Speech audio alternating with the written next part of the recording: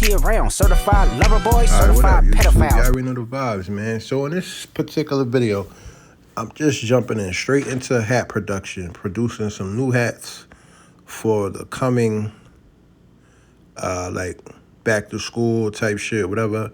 I will be doing mad events. As y'all know, I'm an event vendor.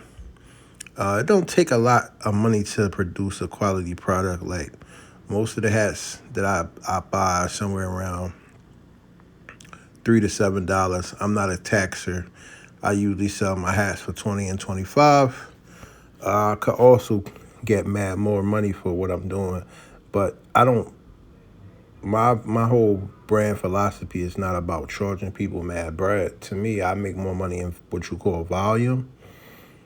But I'm just basically showing you that you could do the same thing that I'm doing from the crib with that. You feel me? Like, I'm not doing nothing that's like nobody could do. However, it is an art to learning how to print these items. It does take a lot of trial and error, understanding heat, pressure, how the design needs to be, like in regards to like when you create these designs, you have to figure out how they would look print worthy. So that's the challenge of sizing everything appropriately.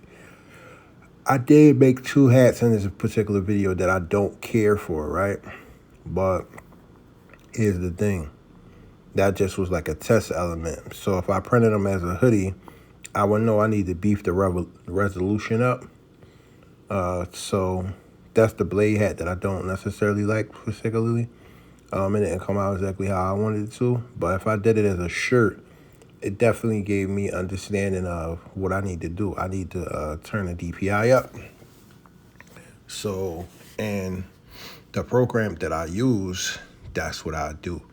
So before I turn it into a transfer, I got like a RIP software to process DTF. So for me personally, I would just take it to the highest resolution, run it through the program, and then it should come out A1. And you can always size down, but not sizing up. Sizing up is not good, but sizing down is fine. So I make hats. I try to make hats without having to have them embroidered or doing the embroidery process for me. So I use DTF vinyl, brick vinyl, puff vinyl, and silicone transfers, patches, and I'm trying to think. I never did a screen print transfer on the hat, but it's very possible. So that'll probably be down the line when we start working on the toxic leather on hats. But my recommendation for that one, to be honest, was probably going to be Super Color. That would probably be the best transfer for a hat. If you're going to buy it from Super Color. Now, my hat machine is nothing fancy. It's just a little $100 machine off Amazon. I got 4 hat machines, and they not nothing special. I do think it's time to upgrade to an automatic, a nice joint. I've been eyeing one. The community in China has created some great heat printing machines, and I'm opposite of what you call the commercialized mass-produced machines, because I find that the machines that I use are made by the companies that sell all of the other machines. I tend to buy my machines from a company called Microtech. And I just buy them usually directly from off Alibaba, so that I don't have to get the commercialized branding on them, whatever. I usually get them with the no-name branding, but they still the same machines that people, boom, that's a hat made with a patch.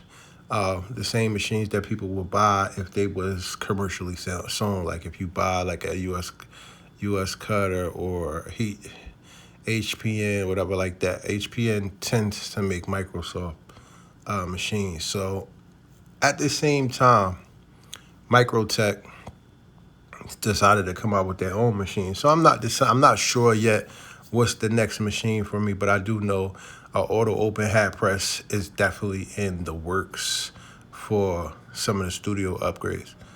I mean, I still like to actually print all of my stuff, but the thing is, it's just about learning temperature and in time for a new machine. So basically, you got to fuck up a hat, or what I would have to do is press something that I know that I could walk away from it, like a hat patch or whatever. Like you see how I'm doing the hat patches or whatever. Well, I'm doing details right here in this particular segment.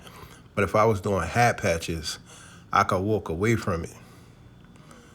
And that's the goal for me, to be able to multitask, because y'all already know I run PBW Studio as a studio facility to facilitate the orders for Pitch Blacc World.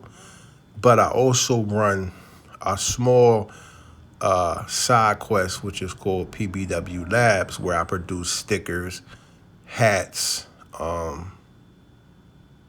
t-shirts, and hoodies, other items like shorts and polo shirts for other clothing brands or like businesses that just need a few pieces. So with that being said, thanks for watching.